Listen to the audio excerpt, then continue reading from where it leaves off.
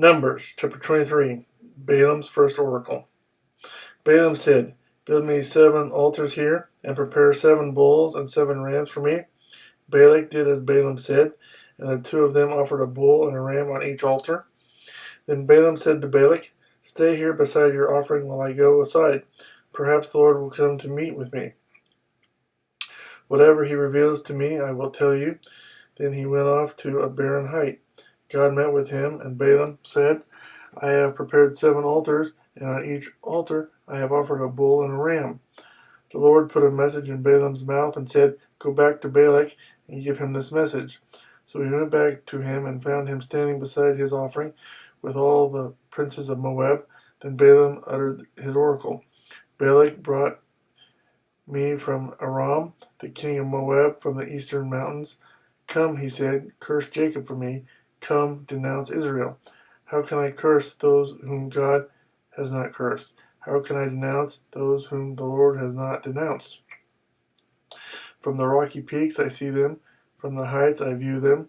I see a people who live apart and do not consider themselves one of the nations. Who can count the dust of Jacob, or number the 4th part of Israel?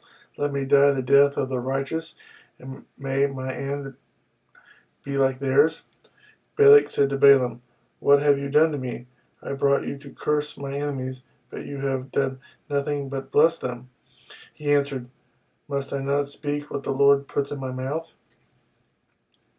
Balaam's second oracle. Then Balak said to him, "Come with me to another place, where you can see them. You will see only a part, but not all of them, and from there curse them for me." So he took him to the field of Zophim on top of Pisgah, and there he built 7 altars and offered a bull and a ram on each altar. Balaam said to Balak, "Stay here beside your offering while I meet with him over there." The Lord met with Balaam and put a message in his mouth and said, "Go back to Balak and give him this message."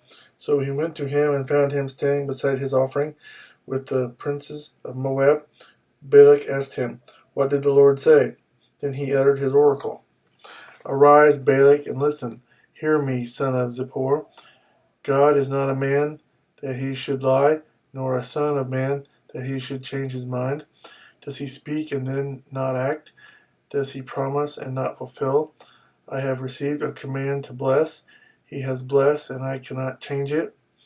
No misfortune is seen in Jacob, no misery observed in Israel. The Lord their God is with them. The shout of the king is among them.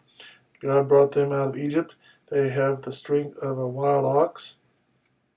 There is no sorcery against Jacob, no divination against Israel.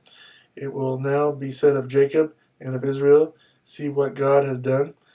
The people rise like a lioness. They rouse themselves like a lion that does not rest till he devours his prey and drinks the blood of his victims." Then Balak said to Balaam, "Neither curse them at all, nor bless them at all." Balaam answered, "Did I not tell you I must do whatever the Lord says?" Balaam's third oracle. Then Balak said to Balaam, "Come, let me take you to another place. Perhaps it will please God to let you curse them for me from there." And Balak took Balaam to the top of Peor, overlooking the wasteland. Balaam said, "Build me 7 altars here, and prepare 7 bulls and 7 rams for me." Balak did as Balaam had said, and offered a bull and a ram on each altar.